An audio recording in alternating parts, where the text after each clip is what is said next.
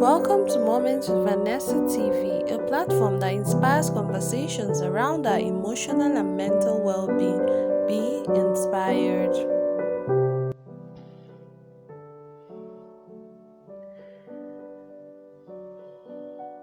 Good evening, everyone. Good evening. Good evening. If you're live with me, please say something in the comment section. Yay, Esther is here with me right now. Esther is here with me right now. Okay, she'll be joining.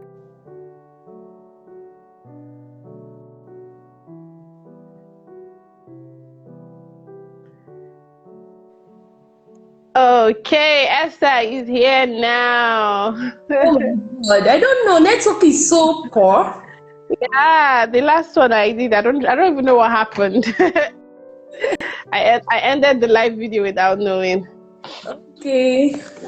So good evening, Esther. Good evening, Vanessa. Good to see you once again. You look good. Same here. Thank you so much. So it's another episode right here on the Gist with Vanessa and Esther. Yeah. So we are so excited to have you here with us. We're so excited to have you join us for the fourth episode of the Gist with Vanessa and Esther. Welcome. And we really want to appreciate every single person who have been joining us since we started. We started in the month of February. So every month, every second Sunday of the month, we come here to talk about informally gist about conversations around love, relationship, and marriage. Things that, things that surround it. We just inspire conversations around it. Welcome, Anita. I can see you. Welcome, James. I can see you. Welcome, Bella Bakes. I can see you. You are all welcome to the fourth episode of the Gist with Vanessa and Esther. So right now, I'll introduce myself before Esther does the same. My name is Mrs. Vanessa Nadi. I am the convener or the founder of Moments with Vanessa. Moments with Vanessa is actually an initiative that inspires conversations around our emotional and mental well-being. We have conversations around, everything that has to do with our emotional and mental well-being. And it has gone ahead to bet a lot of other platforms. We have the Safe Crib. The Safe Crib is actually a very safe space, a non-judgmental space where people share their emotional and mental struggles without any feeling of being judged, and they get all-round support. That platform has been amazing. When you're going through stuff and you feel that there's no one to talk to, a lot of times people bottle up a lot inside. That place has actually been a place where people unburden, share stuff that they couldn't have shared with any other person. We have conversations about real topical issues. I'm so happy with that particular platform, as part of Moments with Vanessa. Then we have our Facebook group, Moments with Vanessa Tribe. We also inspire conversations around our emotional and mental well-being right there. We have the Winning Through the Battles of the Mind monthly online series that happens every last Saturday of the month on our Facebook group, which is the Moments with Vanessa Tribe. Then we have the Safe Place Let's Talk. That's the physical aspect of the whole brand. Then we have our WhatsApp group. That's Moments with Vanessa WhatsApp group. We also have the Teenager Circle. That's strictly for teenagers, where they unburden. It will amaze you that teenagers have so much that they are battling with. They are battling with emotionally and mentally, and there they get to, unburden and talk about stuff. So If you have any issues around your emotional and mental well-being, Vanessa is your plug, counseling and the rest of it. Then, of course, the gist with Vanessa and Esther that you're actually joining us on right now is actually it was actually better for on my own part. Esther will share on her own part. On my own part, it was better as a result of the fact that I believe that for you to be in a good place emotionally and mentally, your relationship, your marriage, whatever, should be in a good place. Because I believe that when someone you're emotionally invested in upsets you or is not actually treating you well, it comes with weight. Why? Because you're already emotionally invested in the person. So for you to be emotionally and mentally in a good place, your relationship and your love life and even your relationship with the same sex, friendships and the rest of them should be in a good place. So right now I'll hand over the platform to Esther to introduce herself and what she represents. Thank you so much, Vanessa. Thank you. Like I said, good to see you once again. Same here. Miss Ijoma Esther Nnamdi. I'm a US certified relationship/marriage master coach. I didn't just start marriage counseling. In as much as I've started it for over 7 years now, I've been counseling people even before I got married. But I still saw the need to be trained, to know the ethics of the counseling profession. And I went for it and I got it. Exactly. Also the convener of Ladies Let's Talk International. Ladies Let's Talk International is a platform where women are empowered mentally, physically, emotionally. You'll be taught on things that will help you build a beautiful home, have a beautiful marriage, have an amazing relationship, because women, we have a whole lot of issues that we need to sort out emotionally, and sometimes you need to read other people's experiences. You need to learn from other people's experiences. I don't believe that you must experience something firsthand before you learn from it. I don't believe that. I believe you can learn from other people's experiences, both good and bad, and then fine-tune your way. You are the architect of your future. Then you fine-tune your way and know how to apply wisdom in the necessary direction. So, Ladies Let's Talk is a place where we discuss, we get to counsel, we get to learn from each other. Is a forum, a platform for women. And I'm also the CEO, the editor-in-chief and publisher, Mommy and I magazine, which is a registered business of Mommy and I Media. Mommy and I Media is a platform that discusses issues about motherhood, parenting.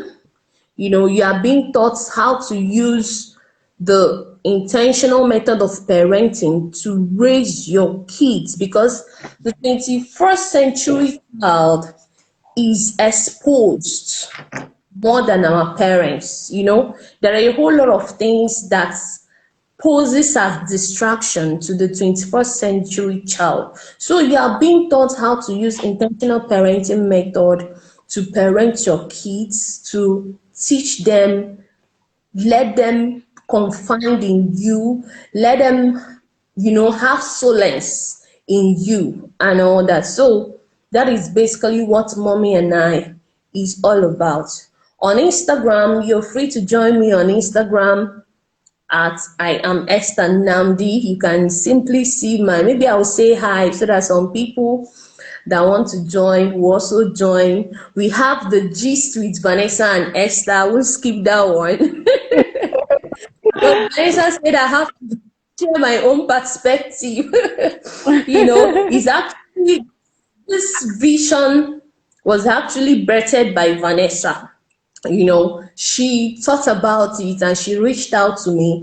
And I'm someone that believes in synergy. I'm someone that believes in joining forces with others so long as it's to impart humanity, So when she reached out to me and said, okay, this is the vision I have in mind, and I've been having something like that in mind prior to when she reached out to me. So I'm like, okay, instead of doing this all alone, why don't I join forces with her and see that this vision is something that's makes headway. So here we are today, and I thank God for what He is doing with this platform, the G Suite, Vanessa and Esther, because souls are blessed, people are learning, people are opening up. At the end of our program, we always have messages. People always reach out to us in our inbox to and all that. And I thank God that this program is really blessing lives, Vanessa. I thank God that is making so much impact in the lives of women all over the world. Yes, I can't agree less. I'm very, very excited at what we've been able to, or what we have been able to do with this, program in just 4 episodes, right? This is the fourth one. And Yes. okay, so we just thank God. Now moving on, just as we all know, last month we started off on the topic, what conversations should you have before getting married? And we had a lot to talk about. We had a lot to say. We had a lot to share because these conversations are really, really important. And last month's edition was so interactive. We had a lot of people who tuned in, and it was very, very, very interactive. And I was really excited. And just like Esther said, exactly. And just like Esther said, last month, a lot of lives were blessed because a lot of people actually, had something to say or reached out to us, and the rest of them. So just as I started, when I started last month, I said, this is not cast in stone. It doesn't determine determine how well your marriage will turn out, because there are people who never had the conversations but were able to work out things. For example, the olden days, most of the parents never had conversations. But what we are saying is that it is very important to have these conversations, as it has helped I and Esther in our marriages. Having this conversation with our spouses has really, really helped us in managing expectations, in navigating through, things that would have been an issue in our marriage. So that is why we keep saying that it is important that you have this conversation. We talked about a lot of things in our last month's episode. So please do well to look out for that video. It is in my just if you click on the IGTV part of my page, this is my Instagram page, you find it. You also find it in Esther's page too, and you also find it on our YouTube channels, Moments with Vanessa TV and Mommy and I Media. So you can find it on our YouTube channels, and you can also find it on our Instagram page. We might not be able to go back to some of those conversations we had last month, but believe me, we touched on a lot of things. In fact, I spent this morning listening to that video, and I could see that we touched a lot of things. So if you're still battling with this conversation, okay, what should you ask this guy? He's becoming serious, or even the fact that you've already entered the marriage, you could still have conversations with your partner. It will also help you to manage, some expectations. So right now, we'll be moving into the business of the day. Some of the things we talked about last month or in our last episode was, what are the life goals, what are your ambitions, what are your deal breakers, what are your value system. I love the deal breaker part. Yes, we talked about, can you have in terms of what kind of man or woman do you want, what kind of man or woman did you picture when you are looking out for someone to marry, that every single choice that a man or a woman makes is valid. If a woman chooses to stay at home to take care of her kids, it's valid. If a woman chooses to be a high flyer, it is valid. If a woman decides to have a 9 to 5 job, that is, you just go to work and come back, it is valid. Don't ever make anyone feel less of themselves just because of their choices. Then we also talked about the fact that you might not have discovered yourself, and you get into marriage and you now discover yourself, and you're now going against the picture your spouse had in mind before marrying you. And I shared the story of a woman who shared her own life history, how she had to sacrifice those periods till her kids went into secondary school. And of course, she got her husband's blessings and she's flying. And recently, I also heard the story. This is coming from a man's perspective. The wife has always pictured working, getting married to a man that goes to work and comes back in the evening.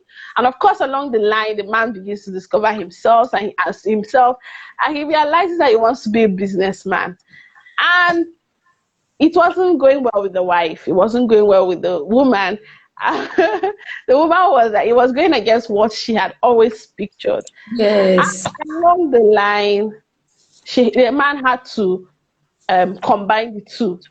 He had to combine the two for a while. And when the wife saw that, oh, this is really, because he sees the wife come alive, he sees the husband come alive when he's doing these other things, because the business actually took him far and wide, took him to platforms to speak. So when he actually sees the husband when he's doing the business and the husband when he's working, she had to tell herself the truth, that the man comes alive when doing this. And along the line, she had to give the man his blessings. And of course, he had to quit the job, and he faced that full time, and he's doing well. So it can either happen from the male side or from the female side. Wherever it happens, just find a way to work around it. Then we talked about distance in marriage. Both of I and Esther said we didn't want distance in marriage.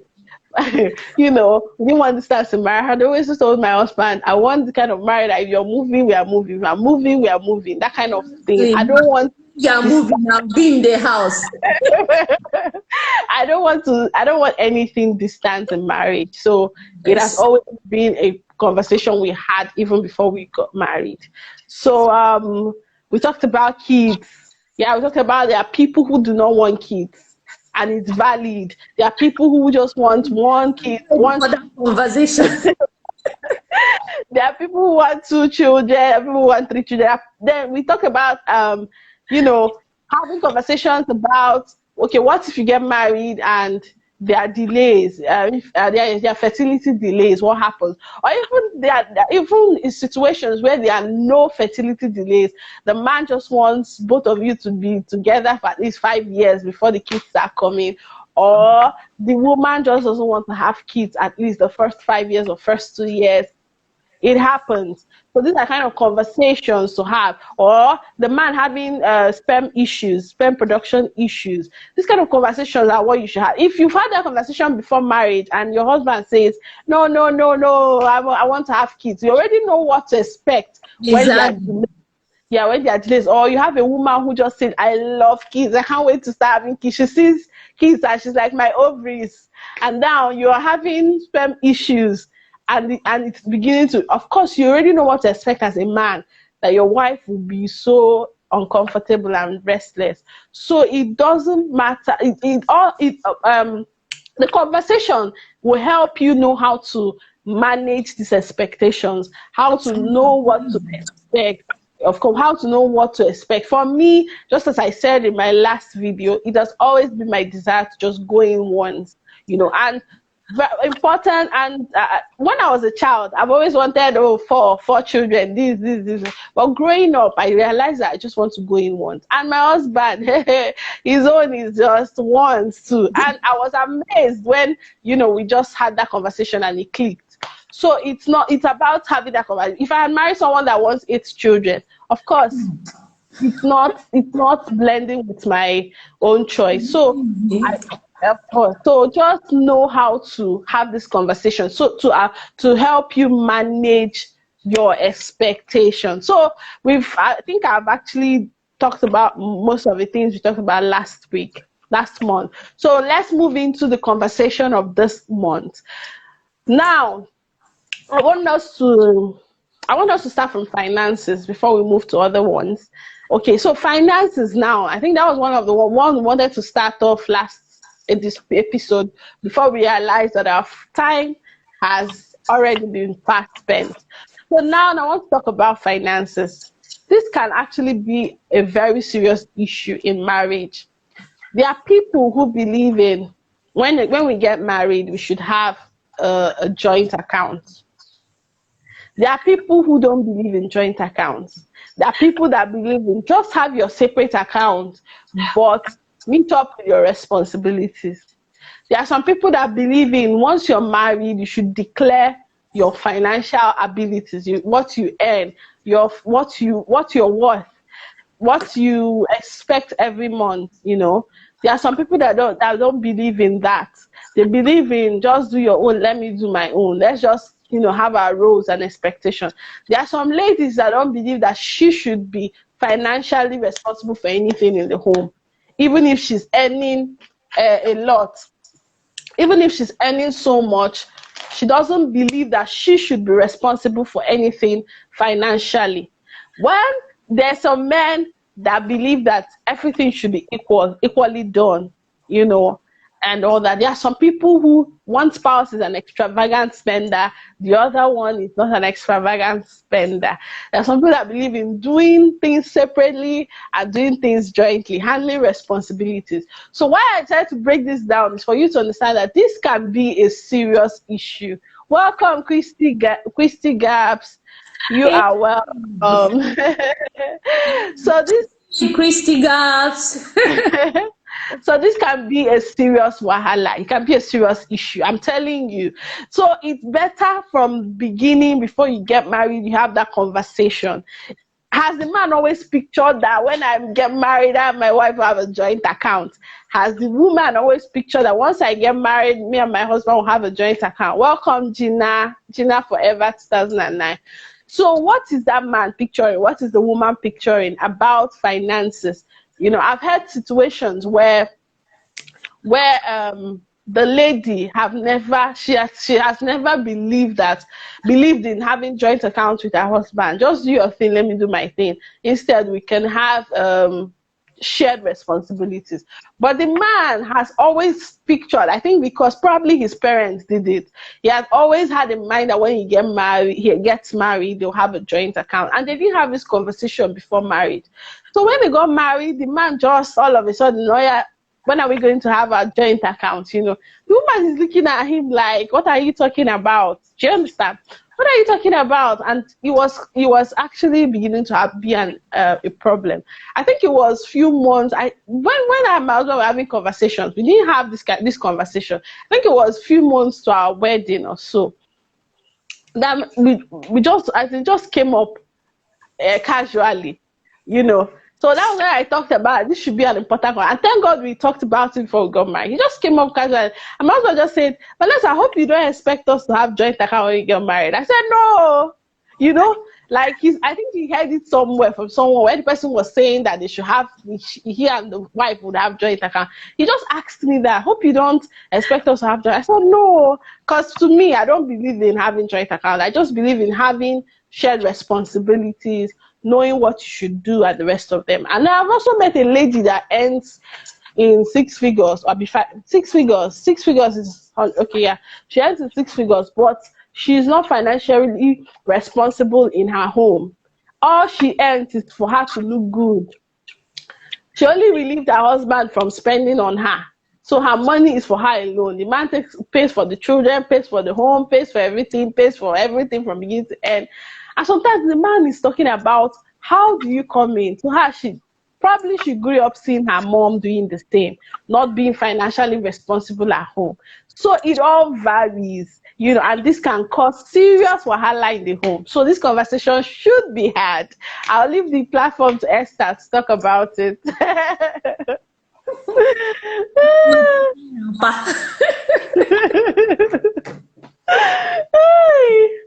Oh my God. when it comes to issues of finances, a whole lot of people miss it. But Exactly. I say what I want to say. I would like to make this clear to each and every one of us.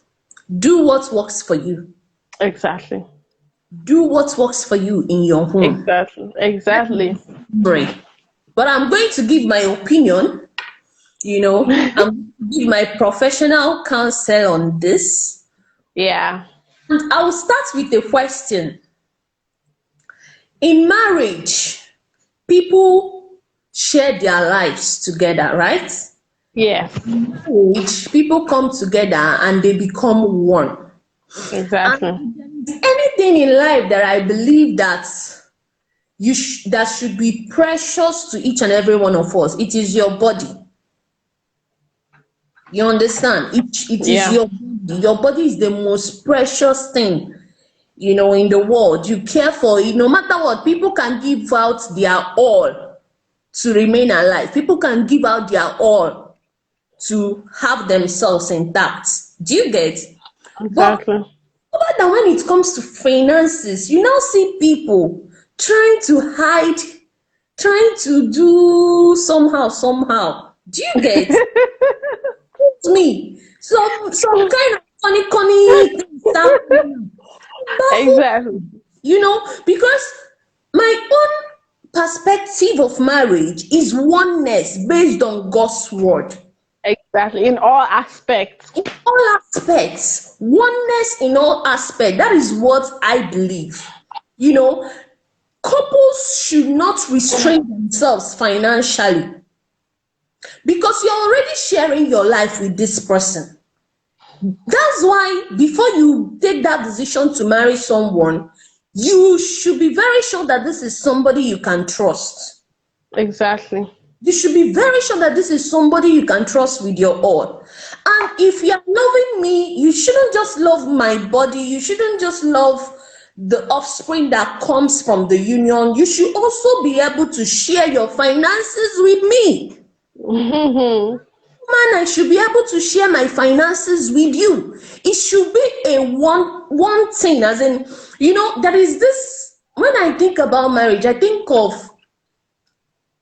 God's idea about marriage. God actually wants this thing to be a homogeneous mixture, like two people gluing together. When you get a super glue in Nigeria, super glue, there is what we call super glue that people use in gluing two things. You find out that if you get a sheet of paper and you glue both of them together, it is difficult to separate it. Exactly. Separate, a part of the other one will tear. You understand? It can't Yeah. separate uniformly. A part must tear. So this is God's mindset about marriage. Being homogeneous, being holistically one in everything, including Exactly. finances.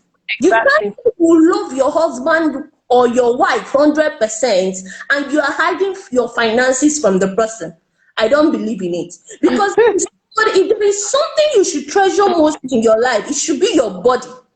Exactly. You are sharing that your precious body that you pamper every day of your life with this person, and you're now hiding your finances. Yeah. No, whether my perspective is crazy, but No, I understand. And your perspective is, yeah, this your perspective is where I stand. and as a young lady, before you get married to a man, I believe you people should have these conversations. Like Vanessa already said, how do you want us to handle our finances? Now, I understand that some women are extravagant. Women, say I know they support me every time. I dey always Yeah. up my own. I dey cast una. Some women are very extravagant. Maybe if a man opens up himself and say, okay, this is how much I'm worth. You see the woman trying to wear all the designers, That's trying true. to wear the latest hair. They sell this one 200,000. Ah, come on, you have about How many millions in your account? You can afford this. This is nothing. That is actually why some men don't open up. Don't open up. It's true. They need some time to know the kind of woman you are. They need some time to know that you are not the type that there is what Igbo people call wetekeriwe.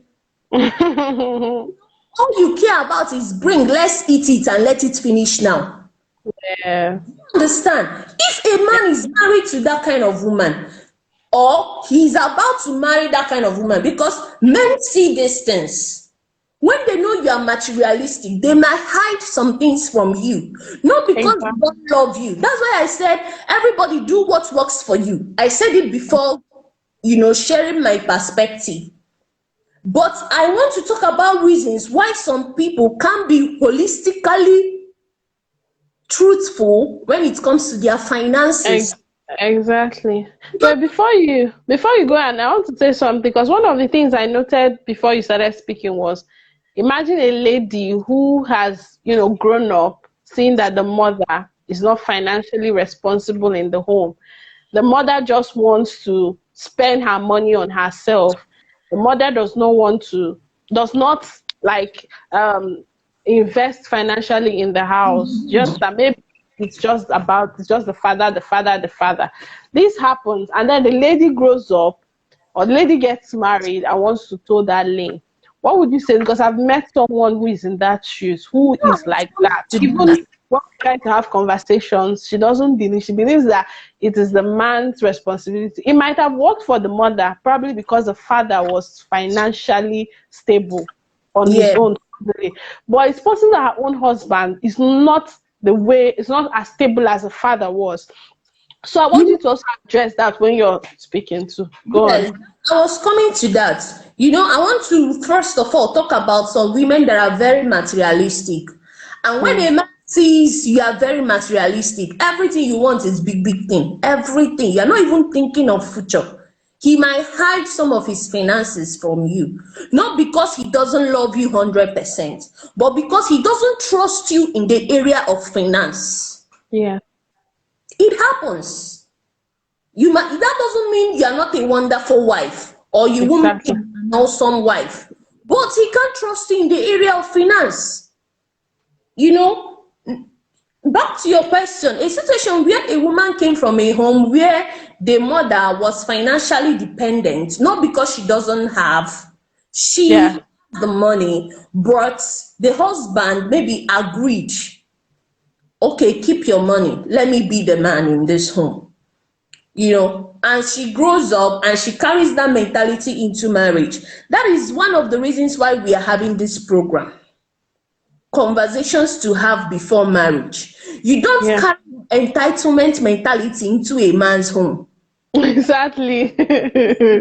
Century man. Exactly. You need to discuss these things. You need to trash it.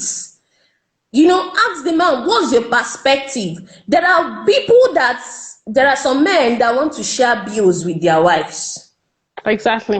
I actually had a friend, he was saying that he wants to marry a woman that if they want to buy a car, she will bring 1 million, he will bring 1.5. They will join together. And it sounded crazy to me. But then that is his perspective. Yes. I can't shame him because of it. I can't say he needs to marry a woman with the same mindset. Understanding, yeah. Women have that same mindset with him. Of course, if as a woman, I can't have that same mindset. I can't throw that part.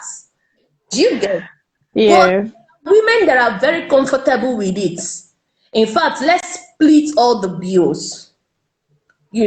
I like saying this thing, that there are women that are traditional women and there are women that are modern women. Exactly. Classification. What do I mean? I tell myself I'm a very traditional woman. That's my personal opinion. I believe a man should be a man, a woman should be a woman. That doesn't mean you should be weak or financially dependent as a woman. You must have a role to play, but a man should be a man in all sense of it, like be in charge, take control and all that. Do you get? Yeah. There are women that believe in even Modern women, they believe that they can split the bills. If you want to pay house rent, let me bring 500K and you bring 500K. Let's put together and pay our house rent. There are women with that kind of mindset, and it is good. It's working for them. Yes, whichever one you are, just make sure that you are marrying a man with similar mindsets. Exactly. Just come up in marriage when you have this entitlement mentality that a man should take care of me. You now married a man that wants you to even take care of him financially and otherwise. You don't, as in, Kasala don't bust now. There will be Exactly. issues because the man also came with his own mentality. Maybe there are some men that came from a home where their mother was the breadwinner. Exactly. The father was doing nothing. The father just wakes up in the morning, go and play with his friends, gist all day. When he's hungry, comes back home, eats, zoom off, drink with friends. The mother was the superwoman in the home. Exactly. And they now grow up with that mindset. With this mentality of marrying a superwoman. They see And they're the girl and they will tell you that as a young girl, if a man tells me, I love you so much because you are hardworking, I shake.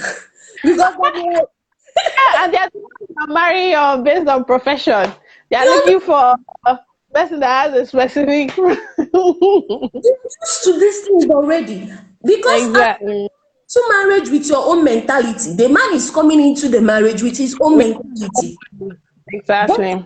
guys can have an honest conversation like this. It will save you a lot of stress. You will know, is Exactly. this what I want? Do I want a situation where my husband wants me to share the responsibility? For me, I don't believe a woman and a man. Personally, this is personal to me. This is Yeah. personal to you. You are free to have your own followers, you are free to have your own perspective and also share Perspective. yours. Yes, but I'm just sharing mine. When it comes to the burden of motherhood, when it comes to the whole this thing, the whole weight of pregnancy, the whole challenges that comes with pregnancy, the way pregnancy changes your body system as a woman, it doesn't leave you the same way, and a whole lot of things. You find out that this is a burden that every woman is meant to bear. So if you're a man and you want us to be sharing everything 50-50, man, it sounds insane to me because you can't share motherhood with me. You can't enter the labor room and push up. Do you get? You can't do aspects. You can't share that Yes. aspect. So it is cheating. That is personal to me. I see it as cheating. Do you understand? That doesn't mean that I, as a woman, I can't support you. Nobody wants the husband to die out of heart attack or the man to be burdened so much with a lot of pressures. Do you get? Exactly. Exactly. Situations that you need to take care of as a woman. Come on, take it You up. take it up. All Action. right. Okay, so we spent so much. A man, you Yeah. taking care of you while you cross your hands and you always apply test on your fingers. You know, a lot of women need to Okay. be trained. Yeah, we spent so much time on this topic, finances. That's to show you how deep and how important it is. Just as I said at the beginning, it varies. Have this conversation. Ask your partner, both female and male, do you have the mindset of having a joint account or separate account? You understand? Following what Esther said, do you have the understanding of having joint responsibilities or having just separate responsibilities? There are some families where it is shared. The woman handles everything that has to do with food and everything that has to do with kitchen. The man handles the bills and children's school fees. While for some people, for everything, just as Esther cited, you share it half. We want to buy a car, we'll divide it. We want to buy bag of rice, we'll divide it. There are some families this is happening. I know one. So it is not theory. I know God, one. Every man single thing told that you you buy, even this. when you want to buy television, you share the money half. I've met such couple. You understand? So whatever it is, know what works for you. Know what, but first Exactly. of Do all, what makes conversation. your husband happy. Yes, just have this conversation first so that you don't have the, of course, so you don't clash when you get married. Have this conversation. Just as I told you, we had the conversation about joint account, and both of us said, no, no, I and my husband, we don't believe in joint account. So it's clear now that nobody's expecting anything joint account. Do you get? And then in our marriage, there's no, it's not, just as Esther said, of course, a man should be a man, but there is They this will understanding that we have live. You will live. financially, of course. So you listening to us, and probably you've been exposed to, probably your mom was not financially your mother was not financially responsible for anything in the home. She only spent her money on herself. Talk about it with the person you're about to get serious with. Ask him, what do you think about this? If he says no, you ask yourself, is this what, would you work on it, or do you want to step out? Because the truth, I've always told people that a lot of times, let me not generalize, but let me say 60 or 70% of marriage breakdowns that we see, some of the times, if you can trace it down to the roots, it's either coming from finances, financial issues, sexual issues, or communication issues. These three things, I've talked about it. It plays a huge role in the success of marriage and the breakdown of marriage. That is my belief. So finances is a very key area in marriage. Talk about everything talkable. Ask him, are you in debt? Ask the lady, ask the woman, are you in debt? Ask the man, are you in debt? Do you get? Then find out the spending habits. Are you both extravagant or not? So we have to move on to the next point, because we are, oh my god, we spent a lot of time on this topic. That's to show you how important it is. Okay, I want to also welcome those who have joined us while we are talking. Welcome Bife, welcome Joy, Jimmy, welcome Barrister Uche, Sickle Cell Warrior Uche. Welcome Nenna Onuzurike. Welcome Gina Forever 2009. Okay, welcome Mekochi. So we first said, continue to shake this table. Wisdom is important. At the end of the day, if you finish the money on vanity, it will be your loss too. Of course, Barrister Uche is greeting us. Joy Jimmy said, you cannot entitle. Okay, you cannot have an entitle. You cannot carry your entitlement mentality into your home. I heard that one loud and clear. Exactly. So thank you so much for the interaction. Remember, you can join us live on this session. Please, if you want to join us, just send a request to join me live, and I will add you up, or just type it here. Type it on the comment section that you want to come live with us and gist with us, or just drop your comment on the comment section. Remember, this is informal. This is an informal conversation between I and Esther on conversations around love, relationship, and marriage. So you're free to join us live. You're free to comment, and you're free to ask your questions. We'll Yeah. definitely stop and answer. So let's move on to the next one. If not, we'll have a part 3. So okay, the next one we want to talk about right now is house. Okay, I'm going to merge these two because they somehow play a role. They somehow relate, so that we don't spend the extra time on both of them. The first one is, you can hear me loud and clear, right? Yes. The one I want to image, the choice of where to live, the house. You know, for some people, they will tell you. For some men, they'll tell you, I want you to live with me in my family house.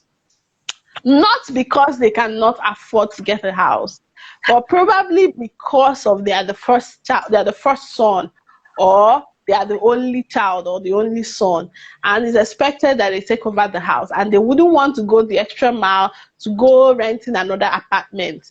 And then you have to live with them. You have to live with your spouse, with the parents. Do you understand? So this could be a factor. Another factor could be that the man just wants you to live with the parents. So the parents will sample you and know, are you a good wife? There's so many reasons for these things happening. So the choice of house, there are some people who have pictured living in a flat, living in a bungalow, living in a duplex and all that. Have that kind of conversation before time. For me, I've always had that. Okay, I'm going to talk, but let me just talk about the two topics we are merging. So we're merging this with in-law interference. Having the conversation with your partner. How far or how much influence or interference should the in-laws be allowed in your marriage? You understand, in your relationship with your partner. This is this thing that we are talking about now are a major issue. I bet you it really, really, really plays a huge role in how much you enjoy your marriage. That's the truth. Okay, so I'll talk a little before I hand over to Esther. In terms of your house choice, where do you want to live? I've always pictured not living in a flat, not living in a place where there are so many people. Because when I was still much younger, I think when my parents were starting off, as we all know, I am a first child. Okay, so we grew up in a flat when we are little, and I noticed that there were always, once in a while, you hear this other woman and this other woman quarreled, or did one thing, or some people even make it public and the rest. So just did not want to find myself in such space, because I'm a very private person. You understand? My husband calls me a private public. Eh? Is it a flat or yard? There is face me and face you. No, it's not face me and face you. It's a flat. Like it's not the type that you find the middle class there. It's not you understand here. It's not it's actually a place for the middle class. Yeah. So I did not want to stay in that kind of place. So when we are starting out, I had that conversation with my husband there, and he played a role in our house search when we are about to, take it seriously.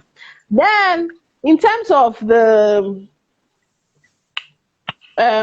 family house, you understand, it did not happen to me. I wasn't asked to stay in a family house, but I know someone who it happened to. The guy is the first son. In fact, he's the only son. And his parents did not understand why. He's doing very well. The man is earning well. He has money. The parents did not feel that there was no need of you renting the house. If anything, if we go now, this house is yours. The house was built in town. It was not built in the village. Do you understand? So it's not even, it's part of their, it's a house the father built, and he built it very, very well. It's a standard building. So they didn't understand why you want to get married, you gotta get a house or go and pay rent or do whatever. So they said, why don't you live in this house with your wife? And along the line, the guy agreed. And now he's telling the woman he wants to get married to that we're going to live in family house. And the lady was not having it. She was not okay with it. And it was a major issue for them. In fact, it's even part of the reason why their wedding is still delayed till now. They are not yet married. The girl and the guy, they love each other. But the lady is still finding it difficult to come to terms with the fact that she will live in a family house. You understand this kind of dilemma? And I think at some point, one of them will have to make a compromise, because it's so obvious that they don't want to leave each other. It's so obvious at this point that they don't want to leave each other. And very soon, I'm so sure that one person will make a compromise. Either the guy agrees to get a house, or the girl agrees to live in the family house. So this is also a factor. Then in-law interference. How much influence? Oh God, this is very, very important. How much are you willing to allow your in-laws interfere in your marriage? I always believe, or I'm a firm believer, that this particular thing, this particular area is actually something that both of you have to talk about and take charge of. When it comes to the man should be able to protect the wife from, or shield the wife from his family. When it comes to the woman should be able to shield the husband or protect the husband from her family. That is my belief. In my home now, my husband is seen as a king. If he arrives, you need to see how he's being treated. And it's as a result of the fact that I have always presented him in a certain light to my family. You can't come, my husband can't come to the house and they're telling him, nah, nah, no. You can't do that. And it's as a result of the way I have presented him. The same thing happens in my husband's place too. There's this utmost respect my mother-in-law has for me, even my father-in-law. And it's as a result of my husband, the way he presents me, the way he packages me. So nobody can call me now and tell me anyhow. I am so much like, I and my mother-in-law are so close. Like, we talk about everything, and it's as a result of the boundaries that my husband has created and I have created. So we have mutual respect. And my mother-in-law were close. I talk with my father-in-law like when I want to hear history or hear gist about what has happened in our I can always talk with him. But there's this respect they have for me, and there's this respect my parents have for him. So in my case, you can't have such interference. You understand? My sister-in-laws, my brother-in-laws, we all have mutual respect for each other. In as much as I'm younger than all of them, nobody can speak to me in a way that is disrespectful. And I'm so glad that I and my husband had that conversation before we got married. We have stayed true to it till this point. So at this point, I'll leave the floor for Esther to talk about these three things: your house choice, family house, and then in-law interference. Esther, please go on. Okay. When it comes to house choice, like I wrote in this book, it is very important to discuss it. Like you rightly. Exactly. Personally, anything family house.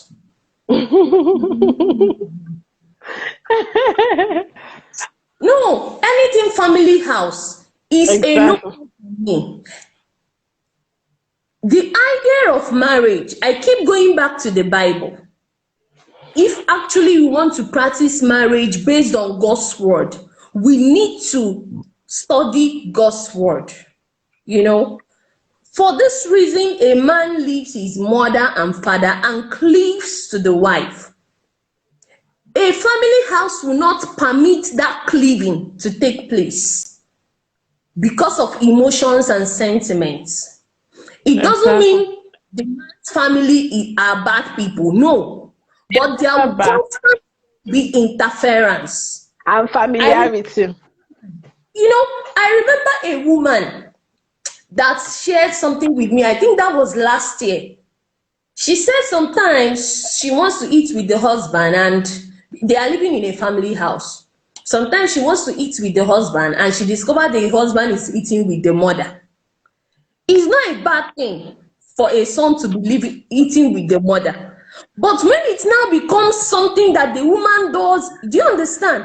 If she wants to eat, come, let us eat. You call your son to eat. The mother-in-law is an awesome woman, but she doesn't even know when she does it. Yeah. For me, I won't be okay with it though. I won't be okay with it. The wife is not feeling left out. Of course. The one that shared during one of our sections in our group on WhatsApp, one of the ladies shared that the mother-in-law, if she doesn't want to go to church on Sunday, the mother-in-law makes a case out of it. That all of you go to church, and as she's dressing up, you should dress up, you should enter, So I also heard of one that talked about how the mother-in-law talks to the husband like that small boy. Do you get? This is a man that she so much respects. A husband that you so much love and respect.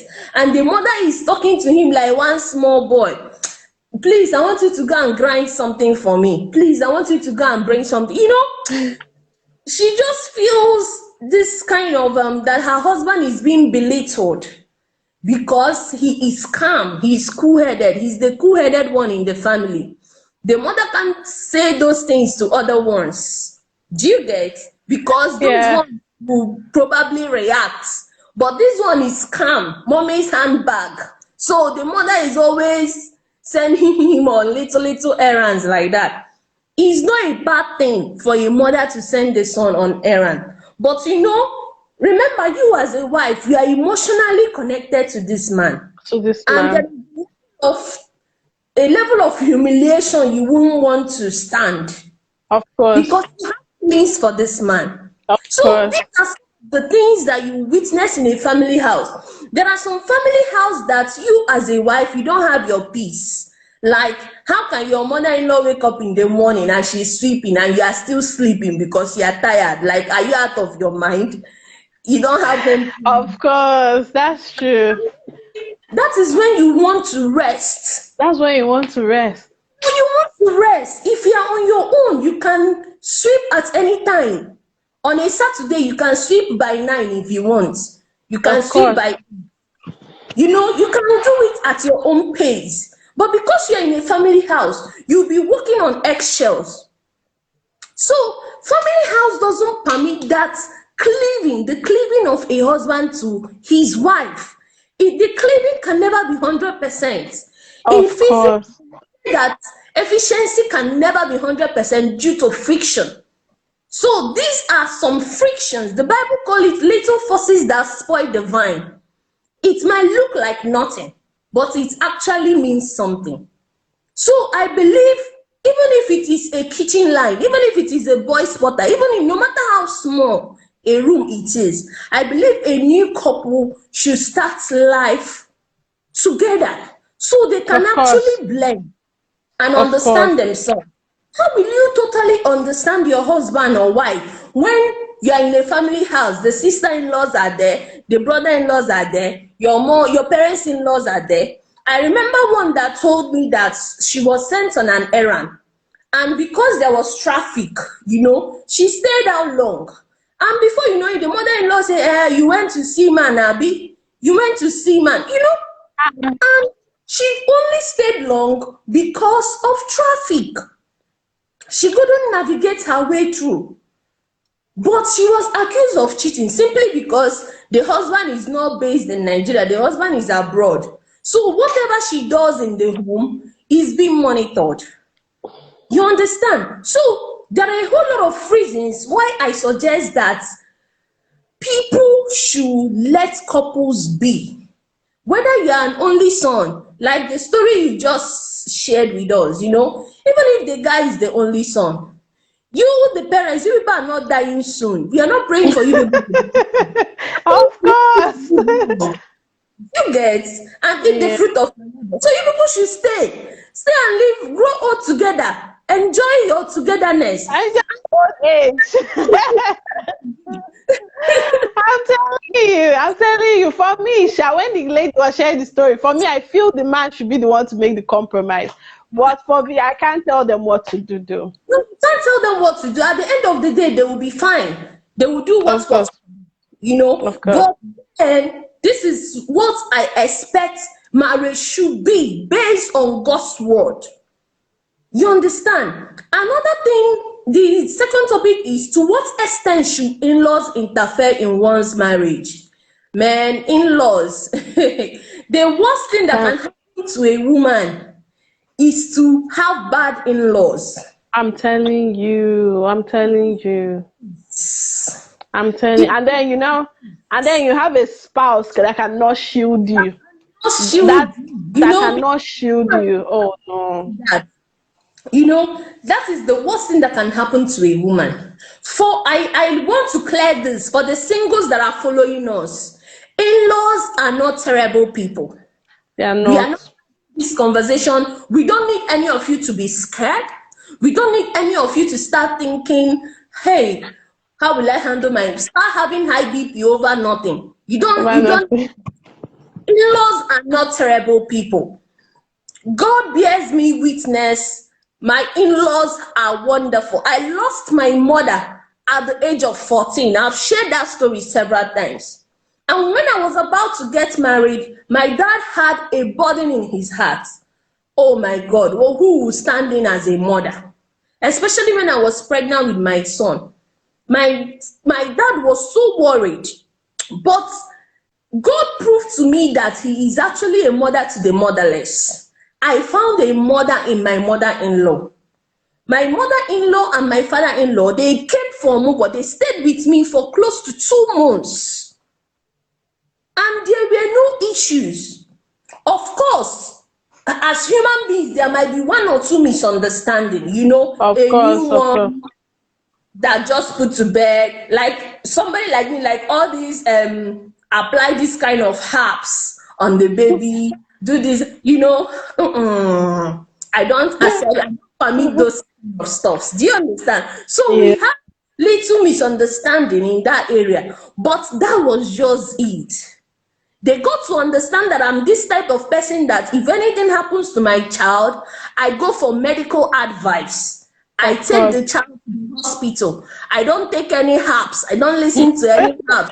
So, it's not for me because I'm a medical biochemist by profession. So you don't expect me to start dabbling into some of those things. Of You course. understand? So we reached an understanding. But then my mother-in-law, the only thing I was doing during Omugo within that period she was around is to sleep, eat, breastfeed my baby, bathe, eat, sleep. That was it. She Wonderful. took care of every other thing in my house. Wow. Went extra mile to the extent that when she left after 2 months, I was sick for like 1 week. But then it dawned on me that, man, face your home. You understand? Wow. In-laws are not terrible people. They They are are wonderful not. people. They But are because not. we have good in-laws, it doesn't mean that there are people that have good in-laws as well. There are people that Of have course. overbearing in-laws that don't mind Of their course. business. Of course. In-laws that want to know everything that is happening in your home. They can't allow you happily married to your husband, or they won't allow their brother to be happily married to their wife. So if you happen to find yourself in such a marriage, what will you do? First of all, you need to discuss this ahead of time with your husband. What if my in-laws, that's your people, become overbearing and don't mind their business? How will we handle it? It can also come from the family of the lady. It's not only men that have bad or terrible in-laws. A woman, you see that your mother and father, they can be terrible. Of course. They can be terrible. It's just that women, you may not see it because they are your parents. Do you get? It is easy to find fault in another person's parents than in your own parents. But then there are men, I know of a man that complains that the mother of the wife is the problem. Every time she needs money, every time the woman needs money. If you don't need 30,000, you need 50,000. If you don't need 50,000, you need 80,000. Every time the girl's mother needs money. And the question is, have you asked, how do we feed as a family? Have you Exactly. asked your daughter, how do we feed? Your daughter is not working. I am the one sharing 100% of the responsibilities in the home. Have you ever asked how we are taking care of our children? But every time you call, you need money. And the thing started creating issues in the home. You understand? So there are some women that are overbearing. There are some mothers that want to control their daughters. They want to use their daughter to control. Exactly. Tell your husband to Exactly. do this one. Tell your husband to buy this one for you. Tell your husband, and some ladies don't know that it's a bad thing. So it's Exactly. from both the man's side. When we are talking of in-laws, we are not just talking of the man's side. No, we are Yeah, also it talking happens of the woman's two side. ways. People that they will come for Mugo. That's a woman from the woman's side. They will come for Mugo, and when they want to leave, they will want the whole world. They will want the son-in-law to buy the whole world for them. It's also a problem. Do you understand? So these are the Yes. issues you should discuss with your spouse. For instance, my husband, we discussed this thing. To what extent should our This. parents interfere in our marriage? And we came to a conclusion. No matter what, we live here. Nobody. Yeah, we live here. Nobody. No interference. Everybody day your day. Of Giving course. us as our parents. My dad visited this January. My dad and my stepmom, they came this January and stayed with us. From January to February, they were with us this year.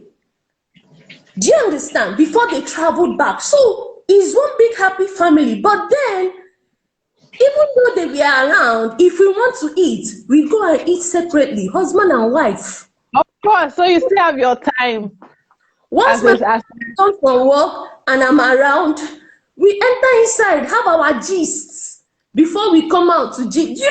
You need to protect your home. So the thing is, we have already talked, please, because of time, I'm rushing. We've already yeah. talked about conversations to have. We've already pointed out some issues that may Yeah. arise. Do you get? Another thing I want us to look at is solution, because I'm a very solution-oriented person. I Exactly. dwelling in the on problems. Now, Yeah. if you want to be married to a family where your in-laws are overbearing, maybe you are even living with your husband's people in the same house, what will you do? Mm. Do you get? Because I've had situations where someone reached out to me and say, I'm living with both my sister-in-law, my brother-in-law in the same house, and they are older than me. Do you understand? So, in such situation, what will you do? One, you need to understand that these people living with you are not happy they are living with you. It is a situation that caused it. You understand? You should know that everybody loves and enjoys privacy. There is nobody that wants to be an attachee. Do you get? So Yeah. that's the first. Understanding matters a lot.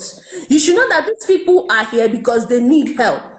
So it Yeah. makes you accommodating. It makes you have a soft landing. It Yes, makes that's you true. create a spot, yes, to accommodate these people. Now, Yeah. secondly, work on being on the same page with your husband. Don't ever allow any brother-in-law, sister-in-law, whatever in-law to cause issues between you and your husband or between you and your wife. And No, this is possible, this is possible if those conversations have been held earlier. Do you understand? Because if the conversation was not, if you guys did not have the conversation earlier, and there's such interference, even if you're working towards being on the same page, the matter people didn't have that conversation, there is a high possibility that because that conversation has not been had, that shield or that togetherness, being on the same page might not happen, yes, which will now it's a open up 50-50 many thing. issues. Vanessa, is a 50-50 thing. Yeah, Because for me, I believe that whenever somebody wakes, is the person's morning. exactly. Yes, you guys, the couple may not have the conversation before marriage, but there is a point of actualization, there is a point of discovery. When both of you now discover that, okay, you are having this as a challenge, you need to still sit down. Even if that marriage, there are some people that don't have problem of in-law till 5 years in marriage. Exactly, that's true. There are people that it took them 10 years in marriage. Maybe it happened that the father-in-law died and the mother-in-law, who is a widow, feels she's lonely. She wants to come and stay with you. After 10 years in marriage. Do you understand? So Yeah, these things can happen. No matter what, it all depends on when both of you discover there is a problem and start seeking solution. When you exactly. discover, you as a wife, when you see that you have an overbearing brother-in-law who will eat and leave the plate for you to pack it, he will Yeah, not do anything he will not. Do you get? What do? yeah, You call your spouse and discuss with him. I don't like this. There are things that it is the man of the house that should take it up and talk about it. not you as a woman. Where Of course. women make mistake is you want to be the Margaret Thatcher of the home. You want to talk about everything because you feel you can talk. It doesn't always work. Wisdom Exactly. is profitable to direct. There are things that you should enforce through your husband, that this is how you want this home to be. You are the one that is suggesting, but your husband should front it, because that person Exactly. is your husband's blood. Your Exactly. husband to pass the message the way that he will understand. Yes, that's what I mean by that shield. The person being a shield to you. You're not the one having the confrontation with your in-laws. You are just Exactly. telling your wife or your husband, and he or she is having the conversation with his or her family, not Exactly. you having the conversation with their family. So you always need someone who can be a shield. You understand? Exactly. Okay, so I think we spent much time on this That topic. is very It's already, important. yeah, our time is fast spent. We need to handle two more before we call it a day. Okay, so okay, people joined us while we were talking. Okay, Isidia joined us. All right. Okay.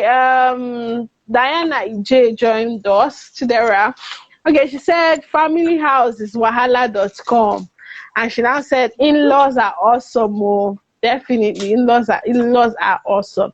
Two people sent me a request. Christy Gabs and Iloka Ifunanya. Will you both like to join us now on will you both like to join us live? I said I'll ask before I add you Join before us I here. add you, because we need more views on this conversation. So please, if you want me to add you, Christy Gabs and Ilo Kaifuna, you both sent me a request.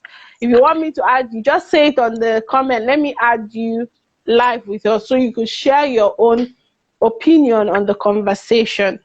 Yes. So, Esther, thank you for the insight you gave on this particular conversation, this particular topic.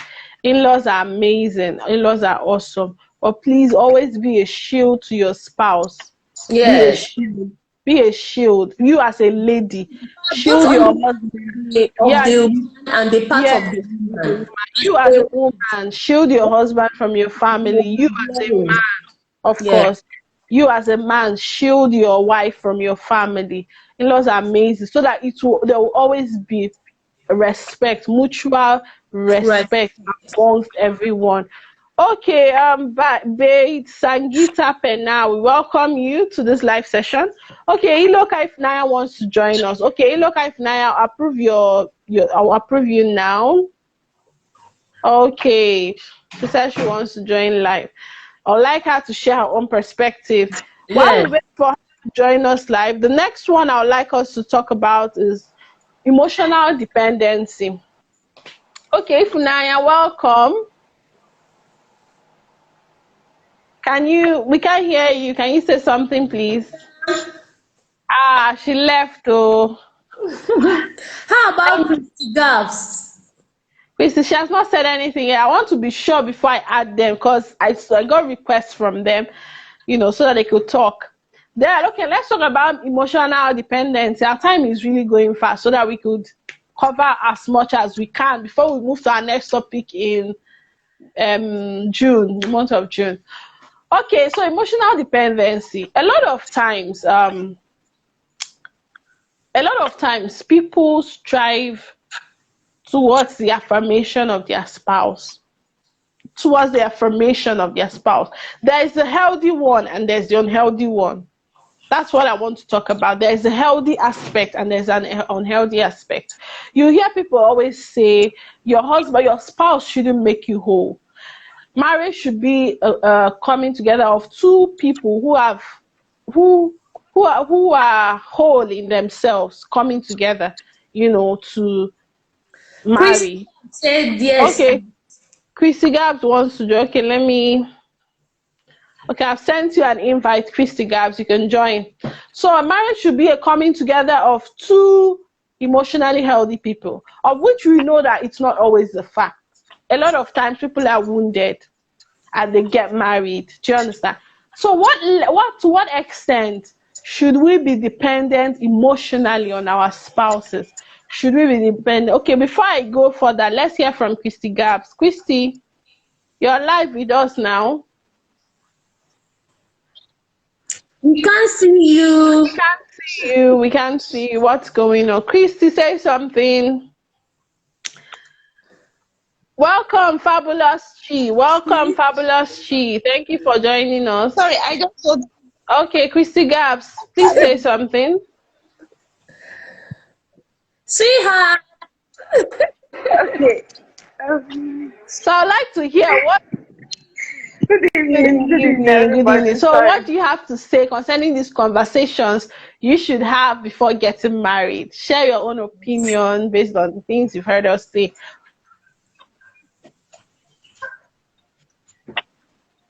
Okay. Yes. It's really a wonderful conversation. I've been following from the beginning, even though I was also enjoying it, but so that was why I was caught unaware. Okay. So in the issue of conversation, is very very important. Like communication is the bedrock of every relationship. Aside marriage, aside whatever, communication is key. So if there is no communication, it's going to cause a lot of issues Yes. along the line. When I was dating my Yeah. husband, we did a whole lot of talking, almost every weekend. When we go out, we talk, we write things down. Because the thing is, a time will come when you will need to refer back to what you wrote. The person might say, "Oh, I forgot. When did I do that?" But when you bring out the written form of your say, "You wrote it, I wrote mine. You have a copy, I have my copy." You can't deny it. It helps because it is some of the things we say there, we say it Love. out of the love that is in everybody. You're You right. love is so high, but the chemistry is Yeah. 150%. But by the time you are inside the marriage and you start falling apart, you can always say, "Okay, we talked about this, and then you can also reach out to a mentor that he or she listens to. If it's a case of a man, the person he listens to can also help if the person starts saying Yeah. otherwise. Of So course. communication is very, very important. Everything that comes to your mind, you need to talk about it. That's why courtship period is a very Exactly. sensitive and important time to have fun, go out, eat, snap pictures. In fact, that were close to me then didn't know I was dating the person I was dating. They didn't know I was going to get married because we always do everything coded. We go out and we talk, and I come back to the house. You know, until everything was ready to be reviewed. It's not just about the fun of it. So communication is very, very Very important in important. every relationship. Wow, Christy Yeah. Gabs, I really Thank love the dimension you really came from. The writing part, for me, some of the ones we reminded each other was text messages. I love this dimension you really came from. And okay, Esther, say something. During our marriage class, we did our during our marriage class, we were asked to write these things down. Especially the day we learned 5 love languages. We were asked to ask your spouse a question, your spouse to be questions, and let the person reply and write down like they made it very serious. Wow. Recently, I was telling my husband because there was something my husband used to do before we got married. When Yeah. we got married, my husband stopped doing it though. There are some. Oh, I can relate. He used to send me text messages. That time, once it's 8 o'clock, his message would pop My up. dear, when she When we now got married, I don't see message again, no. Nobody message. I'll bring the book where we wrote it down. As Christy was talking, I just remembered. I yeah. said, I'll bring that book where we wrote it down so that you will see where I told you what I like, and you say you used to be doing it. My husband was like, then we were far. So messages and calls were the major thing. You guys, but now Yes. we are married. I don't need to say, I don't need to text you I love you every time because I tell you that every day in your presence, like I say it. So no need of always typing it. But for me, in as much as you are telling me, I want you to also type it. Let me be hearing and let me be reading. Exactly.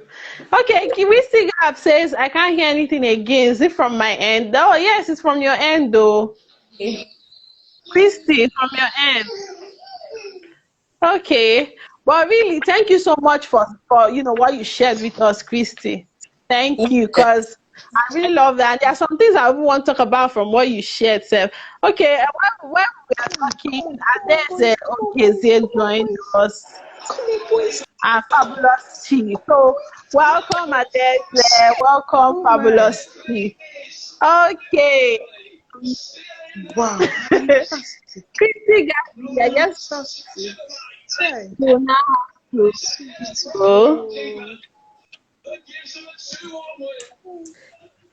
Christy girl, she came from a wonderful perspective. She gave a Yeah. good Chris, perspective. okay, you can now leave the live session, Christy. Okay. Wow. Can you hear me? Last minute Oh, goal. Jesus. As Christy, I know leave. keeper Oh. Subarabola. This is Alison should trend. Walai.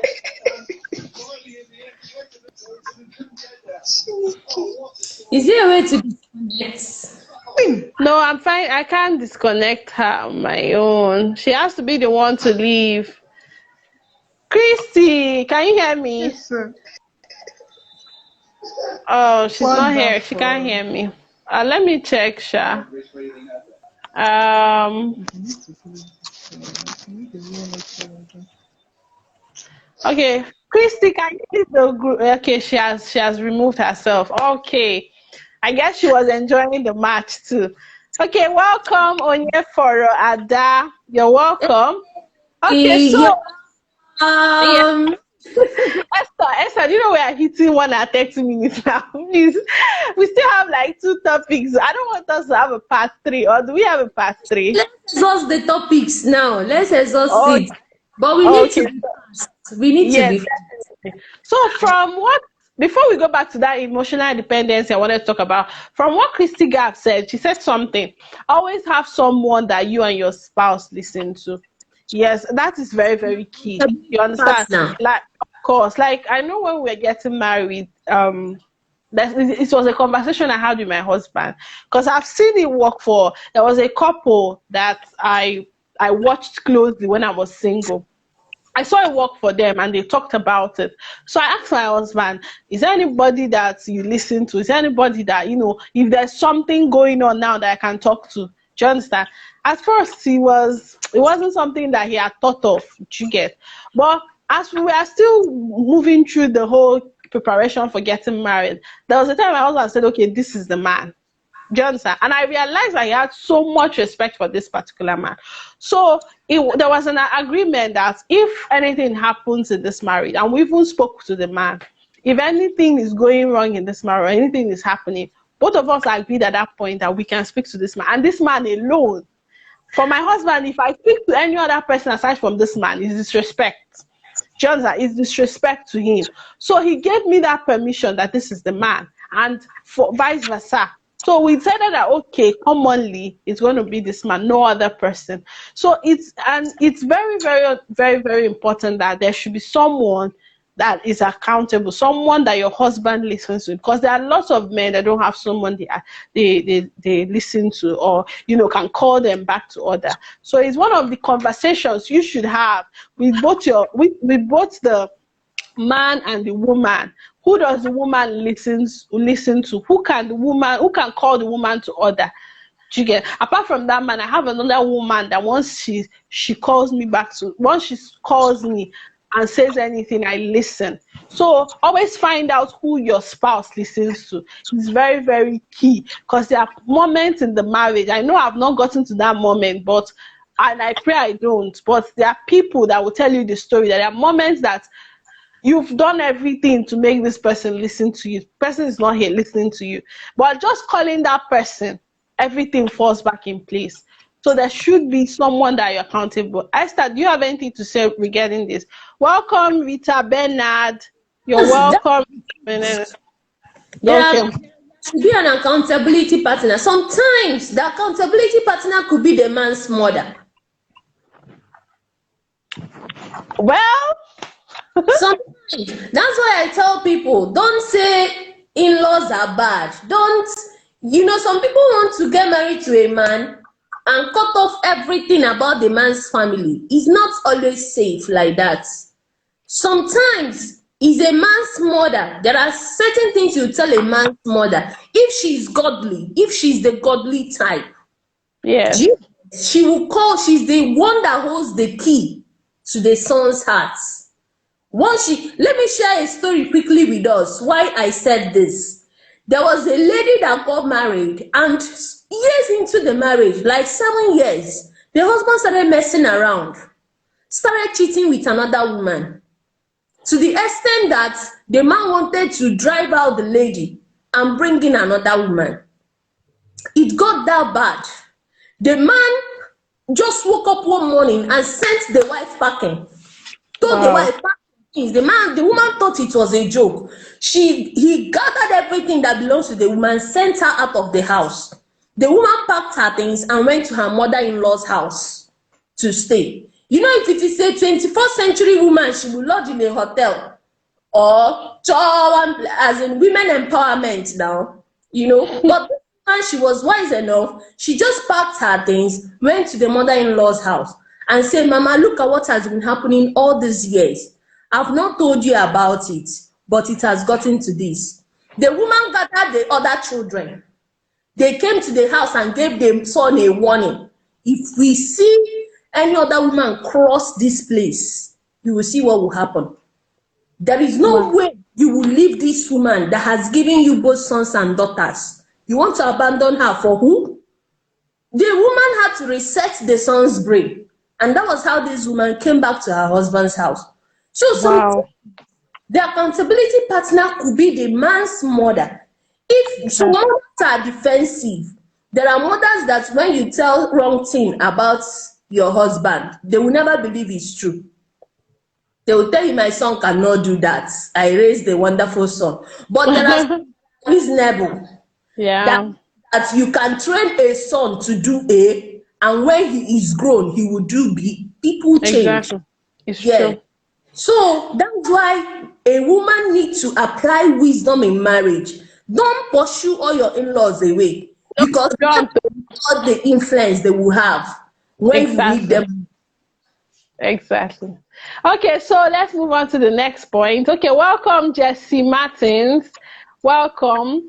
Okay, Christy Gabs agrees. Okay. So I was talking about emotional dependency.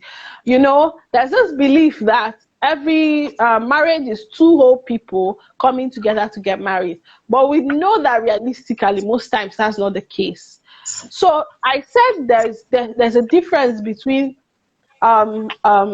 healthy emotional dependency and unhealthy emotional dependency. There are some people that strive for their spouse's affirmation. You understand? Like maybe you're doing something, you strive for your spouse's affirmation. And there are some people that I don't know how to explain it, their stability, their emotional stability lies with their spouse. And that can be unhealthy. I would say that it's healthy for you to, seek for your husband's affirmation in what you're doing. Not all the time. Probably you've been doing something, your husband or your wife. No, wife. Your wife just affirms you. It adds something. For me, if I'm doing something, it's not like I strive for it anyway, sometimes. But there's something, I'm doing something, and my husband says, "Hey, oh my God, you're really doing great," or "I'm proud of you," or you understand. Like, I know when I was still single, there was a day that my father said he was proud of me. That made me happy. Like, it might not have been something I was expecting, but it happened. So striving for that kind of affirmation, it adds it makes you encouraged. It encourages you to do more. It makes you know that, okay, these people are really supporting what you're doing. But when I've met women who, oh my God, they are unhappy today, their happiness lies with their spouse. Like, everything about them being emotionally stable lies with their spouse. Every single thing about them. I always say something. As a woman or as a man, find your happy place. Just find your own happy place. Find what makes you happy. Even if, let's say, you are wounded as a child, or you're wounded, you're not whole, and you got married, find your happy place. I remember hearing these words the first time from a lady. We invited her for a program, a women's program, and she said something. When she got married, she was wounded. Like, she went through a lot in the hands of stepmothers. I think her mom died quite early. So a stepmother. So she went through a lot. So she was wounded on all aspects. And of course, she got married and she was wounded. So most times that she's happy or that she's sad, though, all depends on her husband. If the man treats her anyhow today, you understand? And then she said it got to a point that she had to work on herself, and it came from her associations too. It came from the kind of people she began to associate with. She learned how to find her happy place. And I picked that word. This was happening like, I think 6 years ago or thereabouts. She learned to find her happy place, and it has worked for her. Like, it worked for her so much that her husband began to value her more. So it really, really helped me too.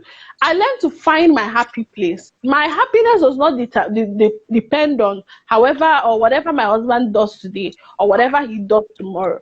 My sad, it doesn't depend on it. I have my own happy place. It made her in such a way that even when the man annoys her, and probably there's supposed to be a reaction that she usually gives, she's happy doing her own thing. Do you understand?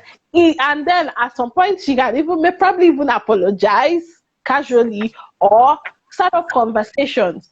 And she realized that her husband began to value her more. Unlike the other scenario where either she's crying or she's sad, or one thing is her husband is just looking at her like, you understand? So that's one thing I picked. Find your happy place. And it has really, really helped me greatly. I have my happy place.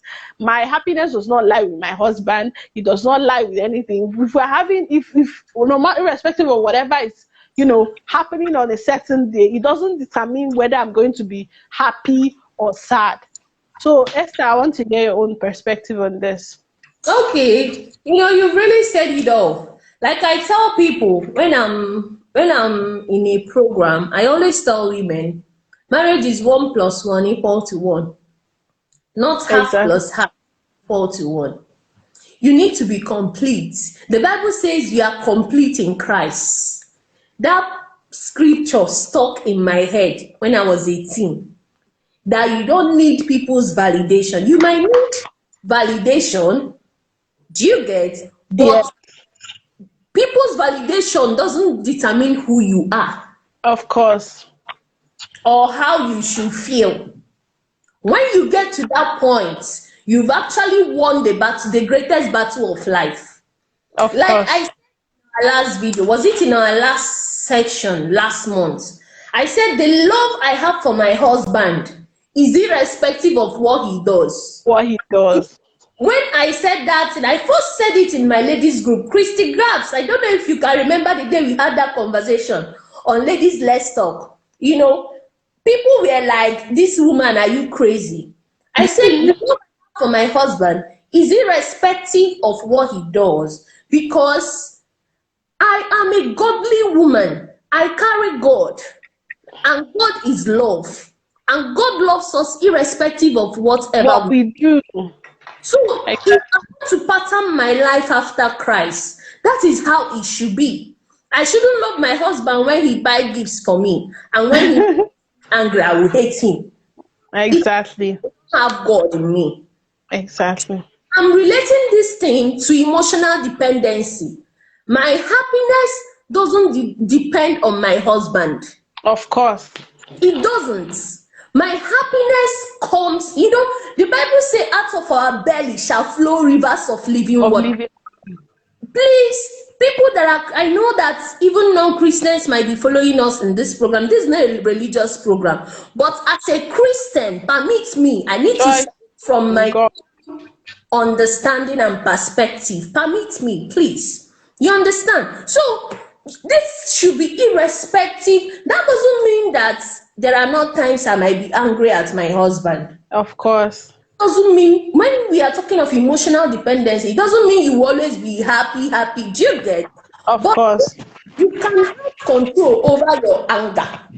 Of course. Told someone something. After I went for a program, a lady met me and she was like, when I'm angry, the way I talk to my husband and all that she can say nasty things. I told her, no, you need to grow. You need to get to an elevated level of consciousness Of where course. your reaction to anger shouldn't be negative. You Exactly. angry and you tell your husband, I am angry, I don't like this you did. Without telling him he's useless, without saying negative statements. You understand? So, Yeah. things we need to take charge of our emotions. Even when I am very angry, I told my husband something. I said, no matter the height of anger, They are there are worthy. things I can never say to you because Oh. I can't Oh. I cannot say Okay. those things. The same mouth I'm using to pray for you, to bless you, I'll use the same mouth to, good thing. That means, oh my God, the anointing will be watered. Exactly. You understand? So you shouldn't, as a wife, as a husband, it is not God's will for your happiness, your joy to To come be totally from your spouse. It is exactly. the will of God. The will of God for you is to have fulfillment in yourself because So you are complete in Christ. When of you course. get to that level, you will find out that you will live an effortless life. You will live Exactly. free and happier life because Exactly. you're acting from a particular realm and dimension. It's a dimension. Oh. Esther, you said it seriously. When I said find your happy place, I just did not want to be too religious about it. But I that is understand. exactly what I meant. Like finding your own happy where you actually, irrespective of what happens. A lot of people feed off from their spouse's emotion. I've even seen men who fall into this category. However, their wife reacts that same day, determines what happens to them. Just find your happy place, be whole in yourself, and just as Esther said, be complete in yourself. Seriously, and always be intentional about the extent you get to when you're angry. There are some words I can't say. I always tell people, or in fact, my close friends can attest to this. I'm very intentional about what I do or what I say when I'm angry. In fact, I take charge of my emotions when I'm angry. It's difficult. It's difficult. In fact, I have to work on myself so much to get to that point. It has not always been that way. I can't say it has always been that way, but I have to work on myself. When I'm angry, I know what to do. I go sit down and take a deep breath. I do it and it works for me.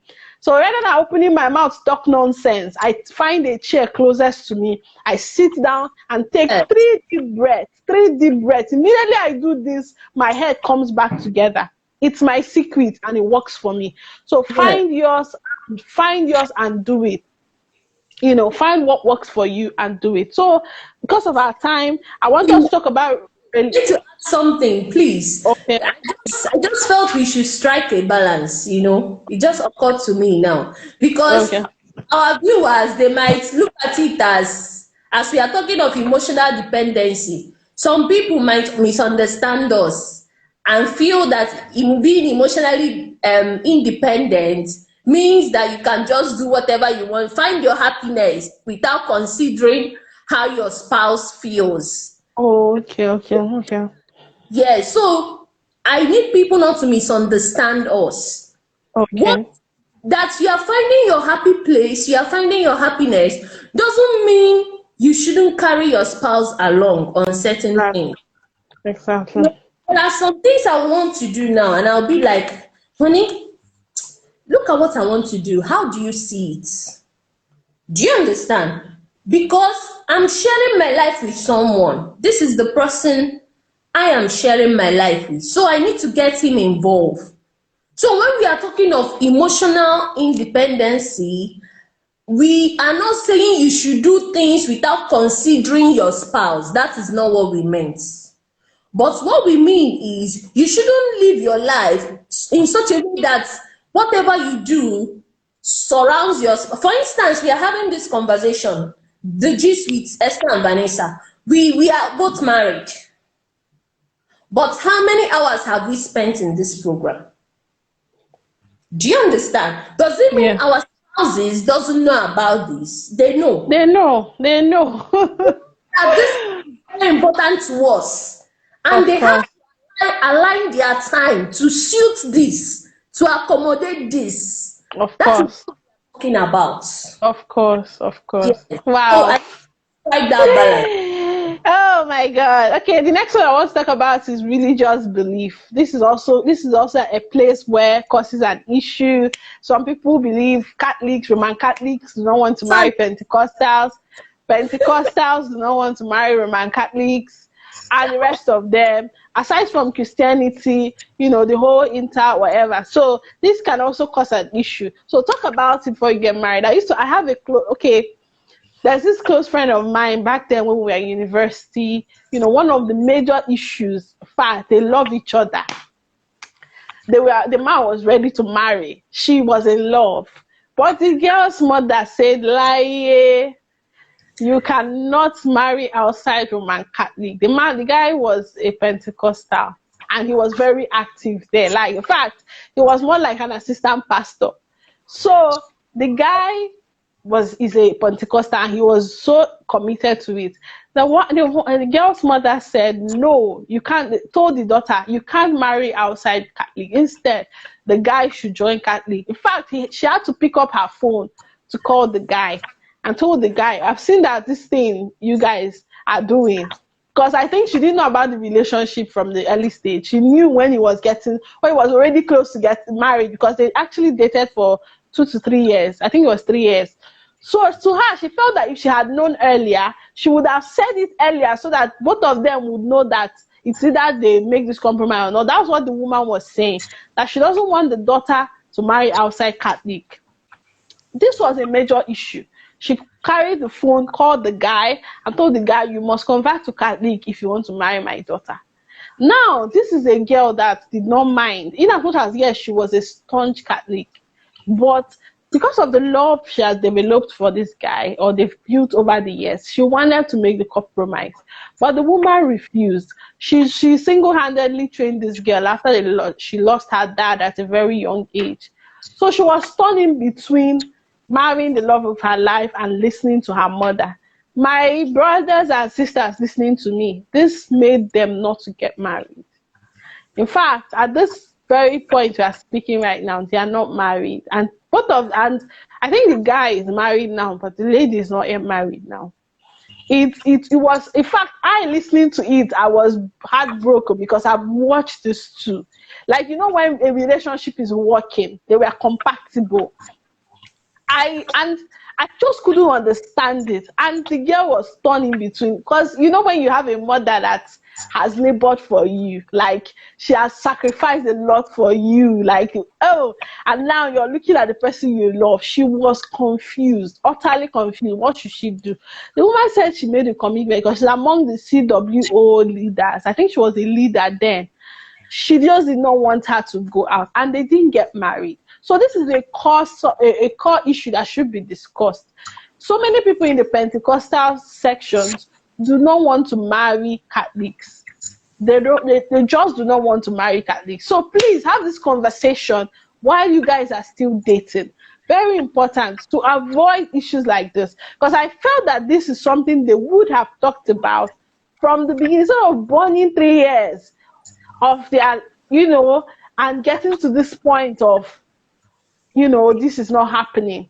And the mother kept saying is, if you had told me that you were in a relationship with this guy from the beginning, I would have advised you, I would have said this. So the woman too was feeling for both of them, but she had her ground. Maybe, and I think her own stand was based on the fact that she was a leader in the women's union, and she might have joined in making such rules and the rest of them. So, Esther, you have the floor. Okay. This is a very deep one, very I'm deep one. telling you. Because I personally, I know I rejected some tutors because Yeah. of religious belief. Yeah. I don't have to lie about that. There are people that, in fact, once you mention your denomination, Yes. son is not even Yeah. religious belief because he's still Christian. But once you mention your denomination, I just it cannot work. But Yeah. then, like I say, everybody do what works for you. What works for you? It's very important. That's the Any truth. person can lie to you, but you cannot lie to yourself. The day you lie to yourself, that is the greatest deceit of life. For Exactly. me, I believe in marrying who listens to what you listen to. I so much believe in it because faith does a lot of things in families, in homes. There are some people that attend a particular denomination and they get married to someone from another denomination. And when they get married, they maintain their distance. Like I still maintain where I'm worshiping and you still maintain yours. I feel it gets the children confused. Yes. Because the children are now turning between, should I join mommy or should I join dad? I So understand. That's true. great confusion in the home. Yes. And also, I believe that, Ruth said something to Naomi. Ruth said, your people shall be my people. Yeah. God will be my God. Do you get? So, I see marriage as something that people should be willing to compromise and Yeah. sacrifice when needful. When Yeah. you see that this person is all you want in a man or a woman, and the only thing standing as the bridge towards the happiness of lasting together forever.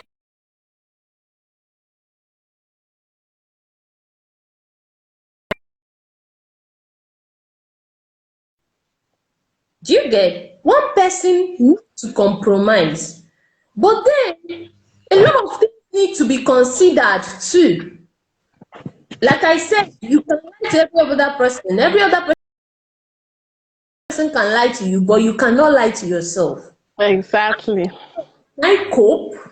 Yes. I cope. It means a lot. Exactly. You understand? So Yeah. it's a personal thing when it comes to this marriage issue. In as much as we are telling you these are the conversations to have, but we cannot determine who you marry. We can't make the choice for you. For you, exactly. Neck. So you should choose a suitable head for your neck. If you Exactly. choose a head that is oversized, you are the one that will carry the big load forever. But if you Exactly. choose a head that fits perfectly on your neck, you find out Yeah. that the body lights because your neck is suitable to carry the head appropriately. So do what Exactly. works. Works for you. Wow. Okay. For me too, I share the same thing you said. Me too, I turned down some people for, but the only difference between us and this other lady was that we do it at the beginning. You just meet the person and you have a conversation and you know whether to go further or not. You get. But this other scenario was just they had already born tears. So this is a very important conversation to have for getting married. Go on. Okay, another thing I would like to add for me, if You read some of my posts on Facebook. I'm this kind of person that I'm not so into parental sentiments. I don't know, it's personal to me. Do you understand? When it comes to issues of my destiny, Hmm. I don't say, because you are the one that trained me. In as much as I honor you as my parent, I respect you, I love you so much with my life. When it comes to issues of destiny, I choose what God says over every other thing, irrespective of how you feel. If I Exactly. want to get married to a man and I find out that all the T's has been crossed and all the I's dotted, and the only thing remaining is for my parents to give their consent, I will pray for God to touch you. Do you understand? For you to give your consent. And I will go extra mile to make you see reasons why You you need to should. allow me. Yes, that's what I I agree believe. with you. The I architects, the chief architects of our future.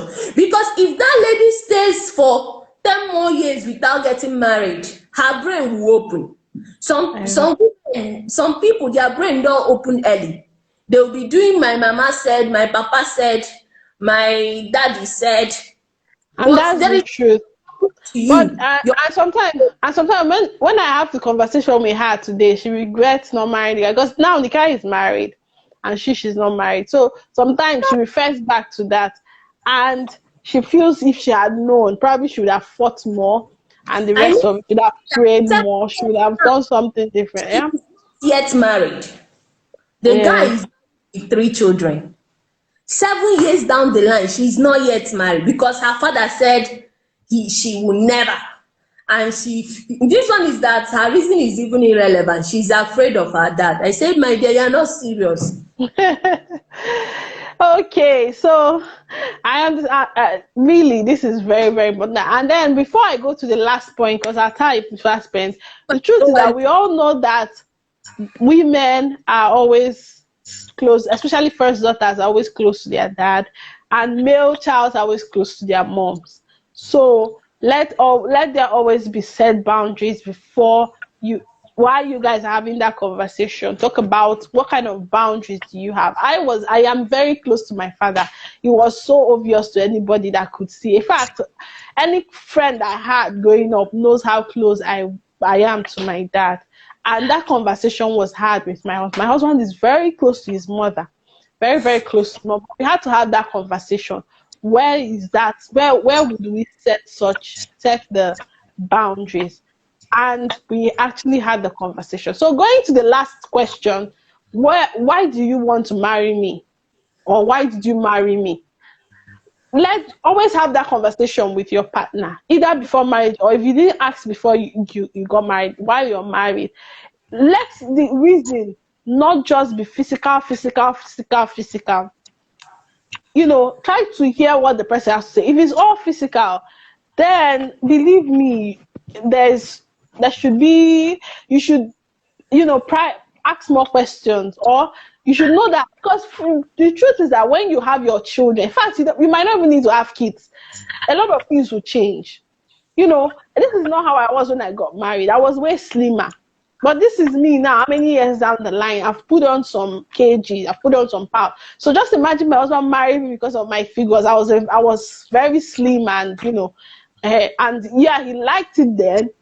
But when I asked him the reasons, it wasn't all physical, physical, physical. So please watch out for when people give you all physical, physical response. It's not such a good one, because a lot of things will change when you give birth. When, in fact, hormonal, what do they call it? Hormones will actually contribute to some of these other things. In fact, even the men. So if you got married to the man because of just physical, physical, physical, six packs, this, it might be a time you might not have time to go to the gym any longer to put the packs together, and he begins to have belly fat. Will your love start ceasing at that point? So let it not just be all physical. Let there be virtue. Let it be all about virtue, character. What is the person bringing to the table? Value system, and the rest of them. I remember the reasons my husband gave me. I remember my own reasons. And each time, and each as years goes by, it increases. Yes, there should be physical attraction. There is not. In fact, that should be one of the reasons why both of you are together. One of the reasons, not the main reason. One of the reasons, physical attraction. But believe me, let your reason for marrying someone or staying married to someone not be all physical, because some years down the line, you will lose it. Believe me, you will lose it. Even if I decide to lose weight right now, to lose some kg, I can't go back to how I was. I won't even want to go back to how I was before I got married, because I'm married. There should be a difference. So let it not be all physical, physical, physical, physical. So Esther, I'd like you to say something as we conclude. You said it all.